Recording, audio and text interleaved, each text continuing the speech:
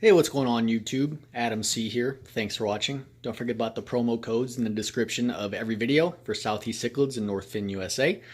Today I thought I'd go over how I do my water changes. I'm going to kind of go through it, show what I do, why I do it that way. And if you don't mind, let me know what you do differently down in the comments. And I think we'll be surprised to see, the wide variety of methods people use for their water changes. So let's get started.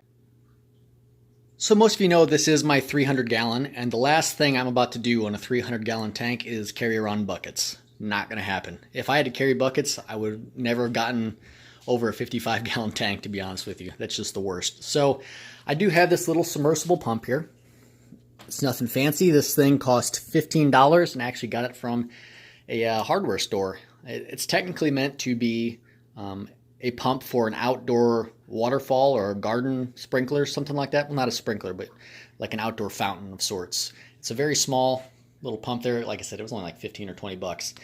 And I've got my Python tube connected to that, which goes directly into my sink. So I can just plug this thing in, do what I want for a half hour and come back and, half the water will be gone from this tank.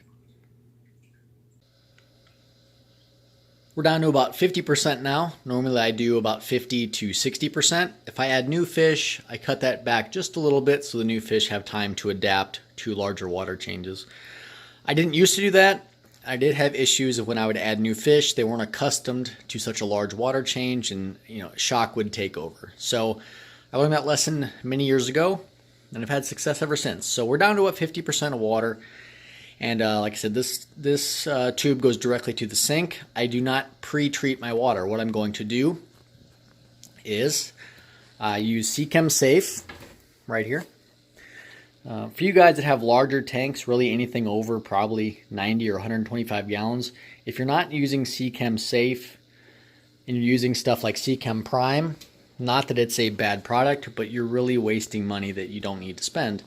Seachem Safe, it treats so much more per volume than Seachem Prime or anything else comparably does. I mean, I get this. This is a 2.2 pound. It won't let you see it, but that's what it is. 1 kilogram jar of Safe, and that lasts me, almost a full year. And I've got 10 tanks running, and a lot of which are bigger tanks, over 100 gallons. This one being 300. So anyway, I measure out enough of the Seachem Safe.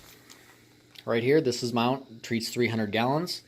And as the new water is coming in, I put enough in there for the full 300 gallons. Not the 150 that are gone, but the full 300 just to be safe.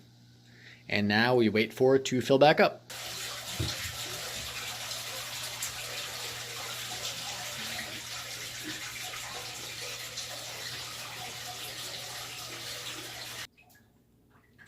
Tank is filled completely back up, and I've got my supervisors here making sure everything goes as planned.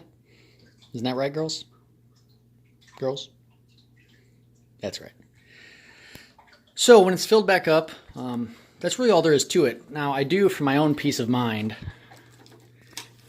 add just a tiny bit more Safe once everything's all filled back up.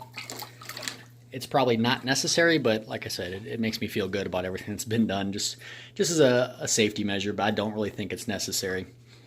So this has really worked well for me. I like in the comments, if you give kind of a quick summary of what you do on your water changes. I'm really interested to see, the wide variety of different ways people do their water changes and end up with a really good result. I think everyone else would like to see it too.